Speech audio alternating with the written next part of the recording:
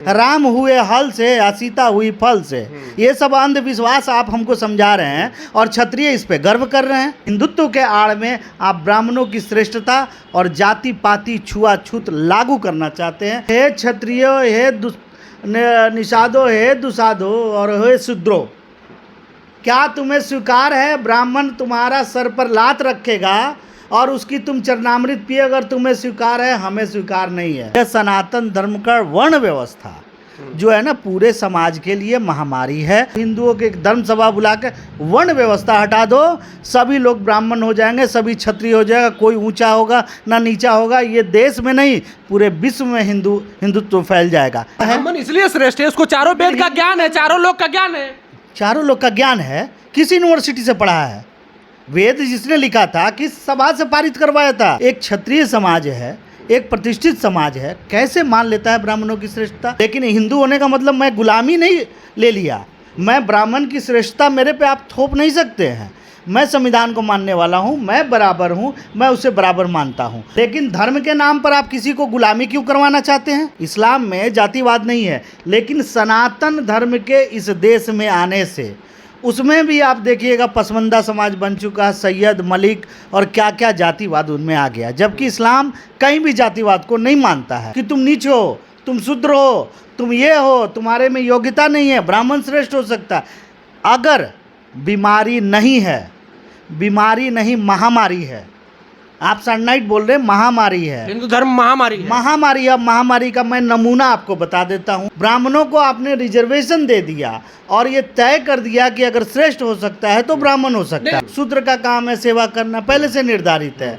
तो ये अघोषित रिजर्वेशन है। हिंदू धर्म लोगों के अधिकारों को छीनने का जो प्रयास करता है, सनातन के नाम पर लोगों को अपमानित करने का। हिंदू धर्म पर देश में बवाल छिड़ा हुआ है। बवाल इसलिए छिड़ा हुआ है कि एम.के. स्टालिन, जो कि तमिलनाडु के मुख्यमंत्री है, उनके बेटे उदयनिधि स्टालिन का बयान आया है कि हिंदू धर्म को जितना जल्दी से जल्दी समाप्त कर देना चाहिए। और इससे पहले भी वो डेंगू मलेरिया से कंपेयर कर चुके हैं। वहीं बिहार के शिक्षा मंत्री हैं चंद्रशेखर यादव, उनका कहना है कि रामचरितमानस में जो है पोटेशियम साइनाइड है।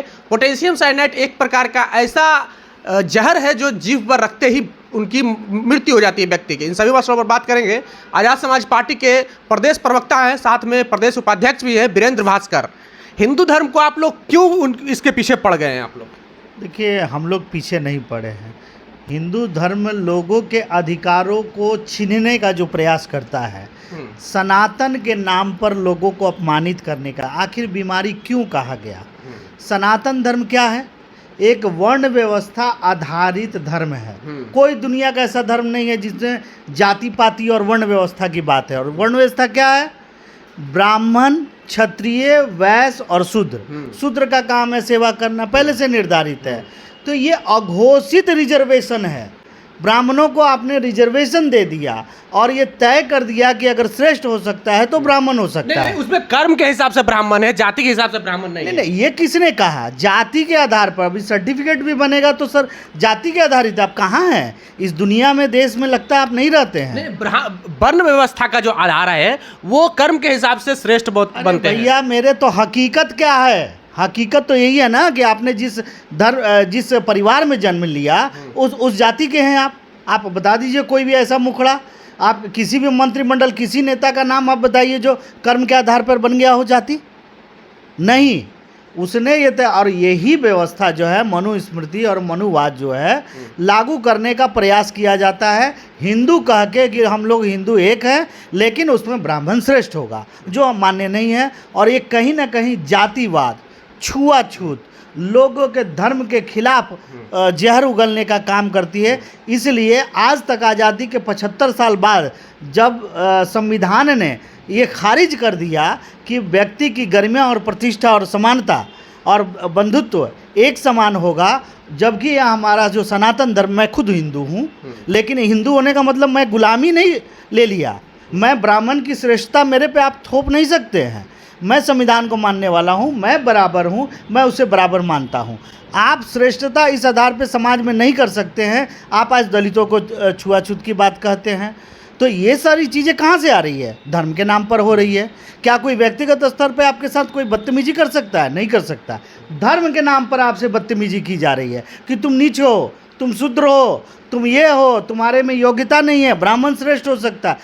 अगर बीमारी नहीं है, बीमारी नहीं महामारी है, आप सननाइट बोल रहे हैं, महामारी है, हिंदू धर्म महामारी है। महामारी। अब महामारी का मैं नमूना आपको बता देता हूँ। बता दीजिए। बता दीजिए। इस्लाम में जातिवाद नहीं है, इस्लाम में जातिवाद नहीं है, लेकिन सनातन धर्म के इस देश में आने से उसमें भी आप देखिएगा पसमानदा समाज बन चुका है, सैयद, मलिक और क्या क्या जातिवाद उनमें आ गया, जबकि इस्लाम कहीं भी जातिवाद को नहीं मानता है और कहीं भी परंपरागत तौर पर मौलवी ब्राह्मण की श्रेष्ठता को नहीं मानता है। लेकिन क्या है, आज हिंदुस्तान में कोई विश्व का ऐसा देश नहीं है, बांग्लादेश और पाकिस्तान को छोड़कर, जो इस तरह की जाति व्यवस्था को मानती है। तो ये एक महामारी है, अगर ये फैली तो हो सकता है बहुत सारे जगहों पर इस तरह के विभेदकारी नीति फैल जाती है। जैसे कि जमींदारी एक तरह का हथियार हुआ करता था, उसी तरह यह सनातन धर्म का वर्ण व्यवस्था जो है ना, पूरे समाज के लिए महामारी है। और आप बताइए कि आप जातिवाद को अच्छा मानते हैं, छुआछूत को अच्छा मानते हैं, आप विभेद करने वाली समाज को नीति को मानते हैं? नहीं मानते हैं, फिर भी पाले हुए हैं। पर धर्म को अपमान करना ये गलत बात है ना। संविधान में भी आजादी है कि आप अपने धर्म को मान सकते हैं, उस पर धार्मिक भावनाओं का आहत कैसे हो सकता है? किसने कहा कि आप अपने धर्म को नहीं मानिए? लेकिन धर्म के नाम पर आप किसी को गुलामी क्यों करवाना चाहते हैं? हमारा सवाल यहाँ है।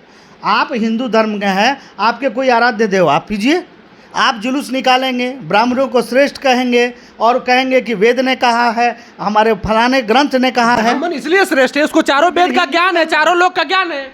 चारों लोग का ज्ञान है, किस यूनिवर्सिटी से पढ़ा है? वेद जिसने लिखा था, किस सभा से पारित करवाया था वेद को कि वो ज्ञान का बहुत बड़ा ग्रंथ है? किस यूनिवर्सिटी से उसने पढ़ा था? आपने लिख दिया, लोगों ने मान लिया, तब तो कल होके कोई पुस्तक ला के रख देगा, कहेगा कि इसी से देश चलेगा। ऐसे नहीं होता है।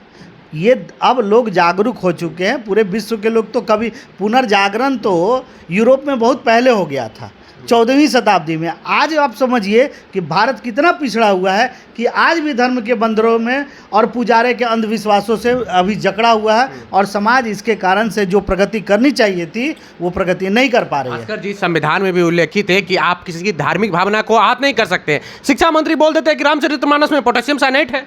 तो आप ये बताइए कि प्रधानमंत्री, इस देश का प्रधानमंत्री एक धर्मनिरपेक्ष राज्य का प्रधानमंत्री होता है। बिल्कुल। आप क्यों प्रमोशन करते हैं किसी एक धर्म का? कैसे वो प्रमोशन करते हैं? हिंदू धर्म की बात करते हैं आप, कहते हैं कि महाकाल कॉरिडोर बना दिया हमने, राम मंदिर बना दिया। ये काम है सरकार का। आप धर्म की बात केंद्र में लाते हैं और आप हमसे कहते हैं कि आपको धर्म का ये अपमान नहीं करना चाहिए। मुसलमानों के साथ हिंसा करते हैं, आप कहते हैं कि हिंदू राष्ट्र बनेगा।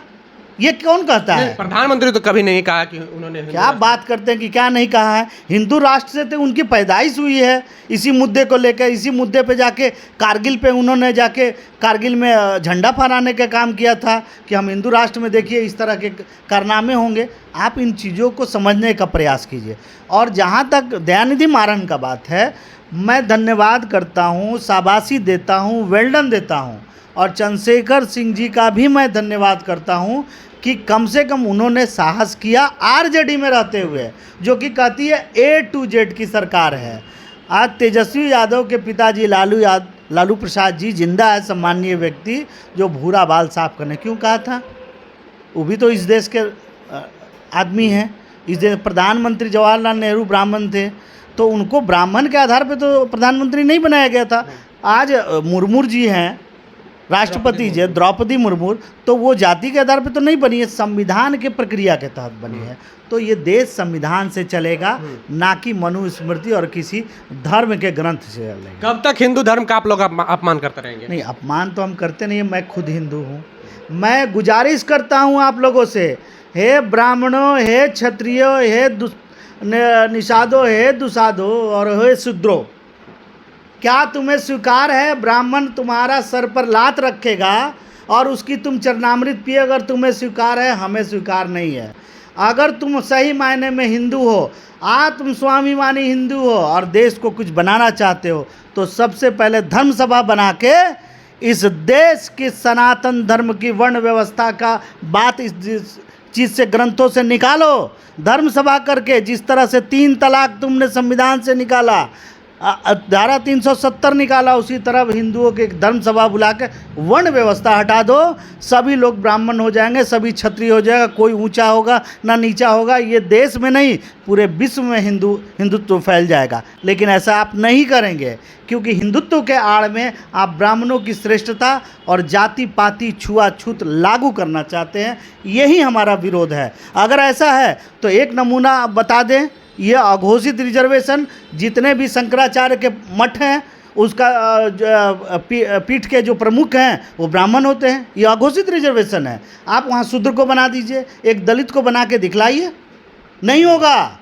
हिंदू राष्ट्र आपको शोषण करने का हथियार है, जिसका हम लोग विरोध करते हैं। और ये महामारी की तरह आज भी 75 आज़ादी के 75 साल बाद भी ये ख़त्म नहीं हो पाई है, प्रॉब्लम सॉल्व नहीं हुआ है, और ना ही गरीबी दूर होगी और ना ही छुआछूत दूर होगा, जब तक ये सनातन धर्म रहेगा। चलिए, तो जब तक ये सनातन धर्म रहेगा तब तक ये गरीबी और छुआछूत भी दूर नहीं होगी। और इनका कहना है कि हमें ब्राह्मण की श्रेष्ठता कबूल नहीं है, और इन्होंने शंकराचार्य बनाने की मांग की कि आप एक शूद्र को शंकराचार्य बनाइए, सभी लोग हिंदू बन जाएंगे, पूरा विश्व हिंदू बन जाएंगे, और धर्म संसद बुलाने की भी मांग कर दी। हमारे साथ में वीरेंद्र भास्कर थे। ताकत ही नहीं है, ये हिंदुओं में इतनी फूट है, इनको इतना अंधविश्वास में लोगों ने जकड़ा है। अब बताइए, एक क्षत्रिय समाज है, एक प्रतिष्ठित समाज है, कैसे मान लेता है ब्राह्मणों की श्रेष्ठता? आपको मालूम है, दशरथ युद्ध हुआ था, जिसमें ब्राह्मणों और क्षत्रियों के बीच में 10 बार युद्ध हुआ था, और उस युद्ध में हार गए थे क्षत्रिय, जिसके कारण से उनकी श्रेष्ठता मान ली गई। वो एक समय था। आज क्षत्रिय क्यों मानते हैं? परशुराम को आप ले लीजिए, कितने बार क्षत्रियों का वंश नाश किया। बताइए फिर क्षत्रिय कहाँ से पैदा हुए? ये सब बदनामी का घर, राम हुए हल से या सीता हुई फल से, ये सब अंधविश्वास आप हमको समझा रहे हैं, और क्षत्रिय इस पे गर्व कर रहे हैं। हम तो भैया, जैसे प्राकृतिक तरीका है, विज्ञानवाद है, जैसे होता है प्राकृतिक तरीके से पैदा हुए, हम लोग हल और फल से पैदा नहीं हुए हैं। तो ये श्रेष्ठता, ये अंधविश्वास अगर मानना है तो आप मानिए। हम लोग अंधविश्वास और विज्ञानवाद को मानने वाले, अंधविश्वास को नहीं मानने वाले, इसलिए इस बीमारी को दूर करना चाहिए। हमारी गुजारिश है आपके चैनल के माध्यम से तमाम हिंदुओं से। चलिए, तो तमाम हिंदुओं से गुजारिश कर रहे थे डॉक्टर वीरेंद्र भास्कर हैं, आज़ाद समाज पार्टी के प्रवक्ता हैं। बहरहाल आपको हमारा ये बातचीत कैसा लगा, प्रतिक्रिया कमेंट बॉक्स में जरूर दें। बने रहें जोहार हिंद के साथ। जय भीम, जय भारत।